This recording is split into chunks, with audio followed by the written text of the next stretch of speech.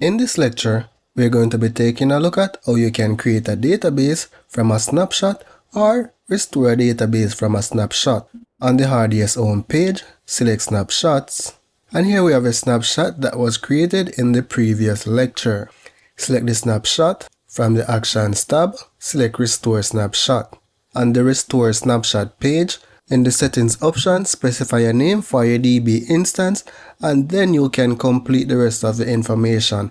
It's pretty much similar to when you're creating a database or you're restoring a database from an automated backup. So select Restore Database Instance to proceed.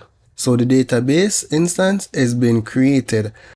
Once the database is restored, you can always change the DB identifier. If you wanted to delete a snapshot, you would select the Snapshots tab again, select the snapshot that you want to delete, and then from the options, you select Delete Snapshot. However, this database is being restored, so I'm not going to proceed.